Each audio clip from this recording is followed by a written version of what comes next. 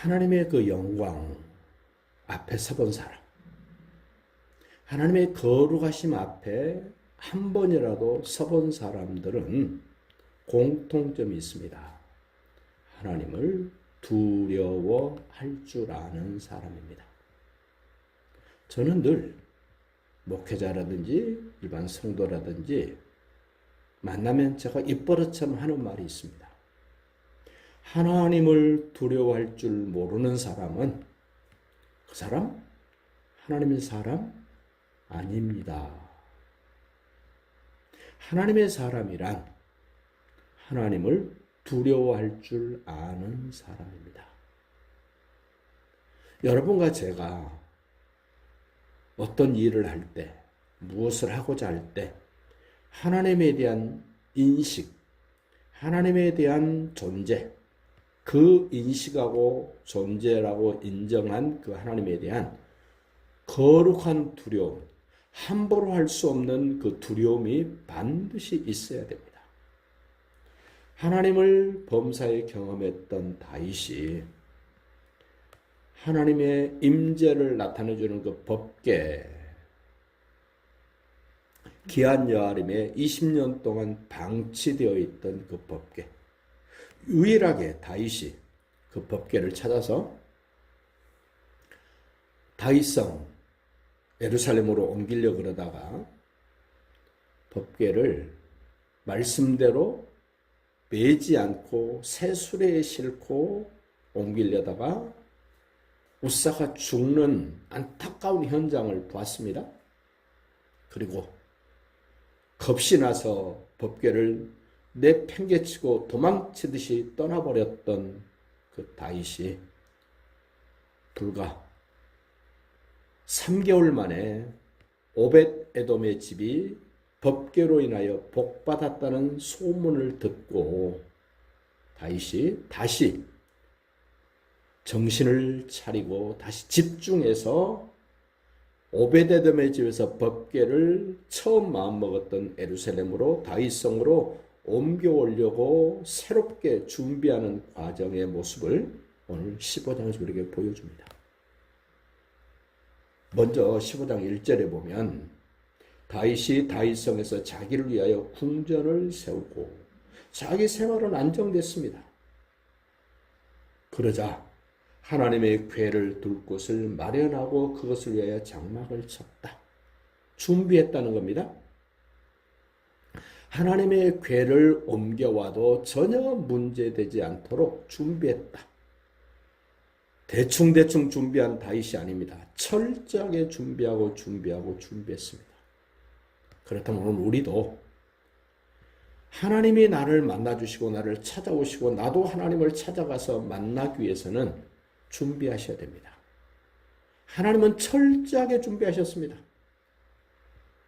예수님을 준비하셨고 만날 수 있는 장소를 준비하셨고 문제는 내가 준비됐냐는 거예요. 내가 하나님만큼은 준비하지 못했을지라도 하나님이 인정해 줄 수 있도록 나는 준비됐는가? 무엇을 준비하나 보십시오. 2절입니다. 다윗이 이르되 레위 사람 외에는 하나님의 궤를 맬 수 없나니 이는 여호와께서 그들을 위하여 택하사 여호와 궤를 메고 영원히 그를 섬기게 하셨습니다. 준비하되 협력을 하되 내 방법, 내 생각, 내 계획대로 하는 것이 아니라 하나님이 무엇을 말씀하셨는가를 쫓아서 그 말씀대로 협력할 때 하나님의 임재가 경험된다는 사실입니다. 반드시 우리는 하나님의 임재를 경험하기 위해서는 나 혼자는 안 된다. 돕는 사람이 필요합니다. 어떤 사람이 돕는 사람으로 필요한가? 법궤를 맬 줄 아는 사람, 법궤를 맬 만한 자격을 갖춘 사람. 오늘 성경은 레위 사람이랬습니다. 레위 사람만 필요한 것이 아니라 3절 보십시오. 다윗이 이스라엘 온 무리를 예루살렘으로 모으고 여호와의 궤를 그 말하는 곳으로 메어 올리고자 하여 준비했다는 겁니다. 여러 사람들, 다양한 사람들, 나와 똑같은 사람이 아닙니다. 고향도 다르고, 지위도 다르고, 생각도 다르고, 말투도 다르고, 생김새도 다르고, 다양한 사람을 수용할 줄 아는, 품을 줄 아는, 섬길 줄 아는, 인정해 줄 줄 아는 사람이 필요하다는 겁니다.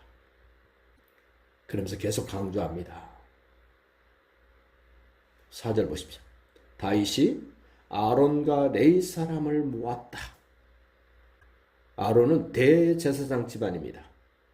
레위 사람들은 백성들의 죄의 문제를 해결하고 하나님을 만나러 가는 그 과정을 담당할 줄 아는 레위 사람입니다. 그런데 그 중에서도 5절부터 반복되는 말이 나옵니다. 무슨 자손 중에 지도자 누구누구, 형제 누구누구, 이름은 안 나옵니다만은 돕는 사람이 필요한데 법궤를 맬 수 있는 레위 사람이 필요합니다. 그런가 하면 대제사장 역할을 해줄 아론의 후손도 필요합니다. 그리고 다양한 지도자와 다양한 형제들이 필요합니다. 우리는 기억합시다. 나와 똑같은 사람 찾으면 안 됩니다.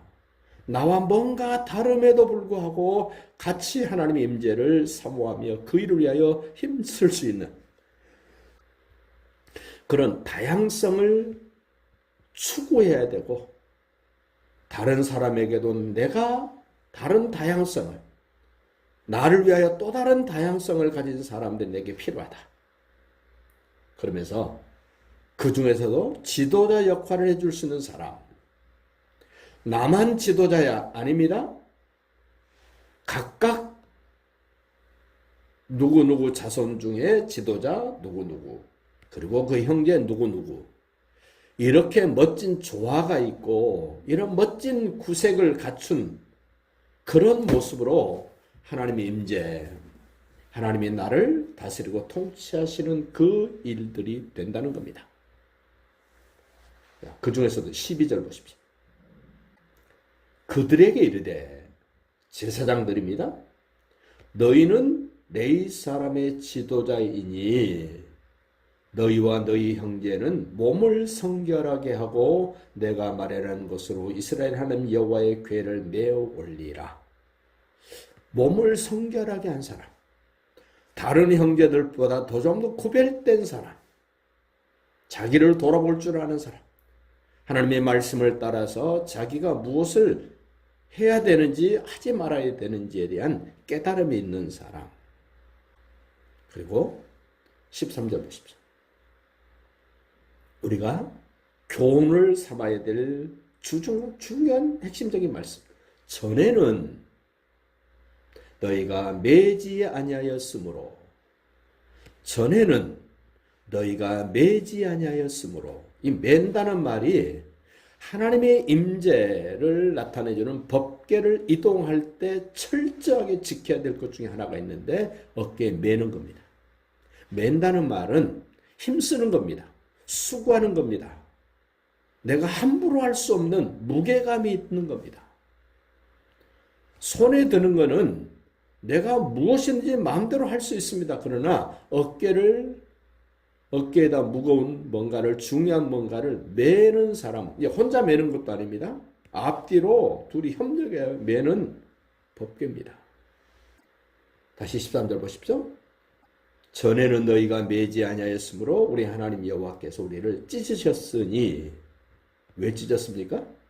이는 우리가 규례대로 그에게 구하지 아니하였음이라 하니, 기도하지도 않았고 매지도 않아서 웃살하는 사람이 죽어나갔습니다. 엄청난 대가를 지불했습니다. 이제는 경험되었기 때문에, 이미 체득되었기 때문에 똑같은 일을 반복하면 안 된다는 겁니다. 16절 보십시오. 다윗이 레위 사람의 어른들에게 명령하여, 앞에서는 지도자가 등장했습니다. 그런데 여기 어른들이 또 등장합니다.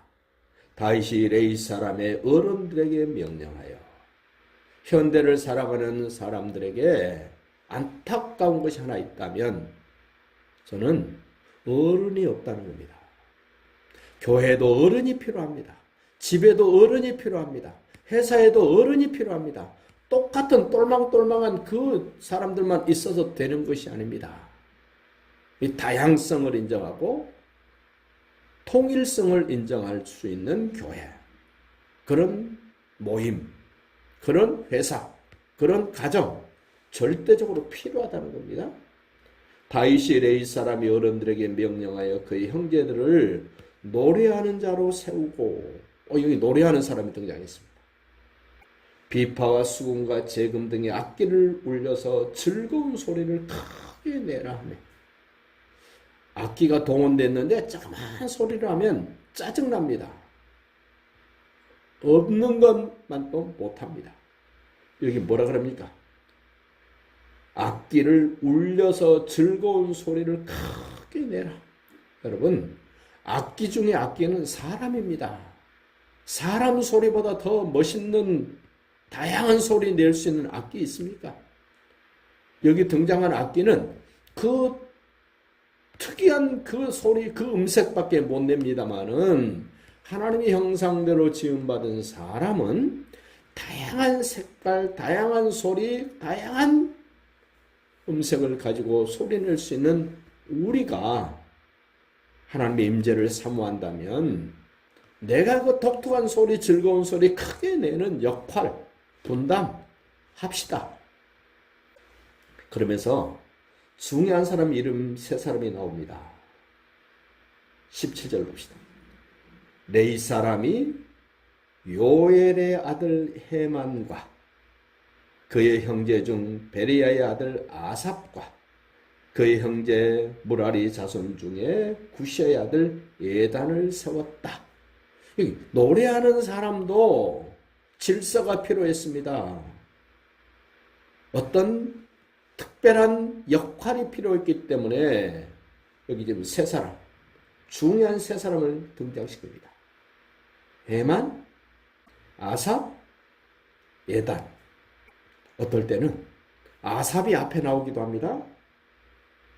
그리고 여기서 제일 먼저 언급되었던 헤만이 제일 끝으로 불러지기도 합니다. 이 노래하는 사람들, 특별히 앞선 사람들의 그 지위가, 그 위치가, 그 직책이 바뀌어졌을 때 목견대하는 모습을 참 저는 40년 목회하면서 많이 봤습니다. 근데 여기 지금 헤만, 아삽, 에단, 에단은 여두둔이라고도 부르는 이름입니다.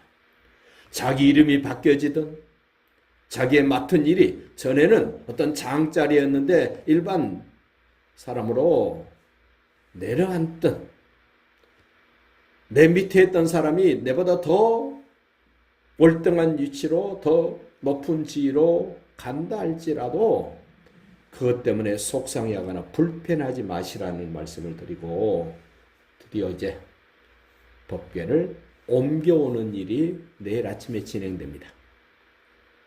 오늘 아침 하나님의 임재를 사모하는 우리 모두에게 하나님의 도우심과 평안이 크게 임하기를 예수님의 이름으로 축복합니다.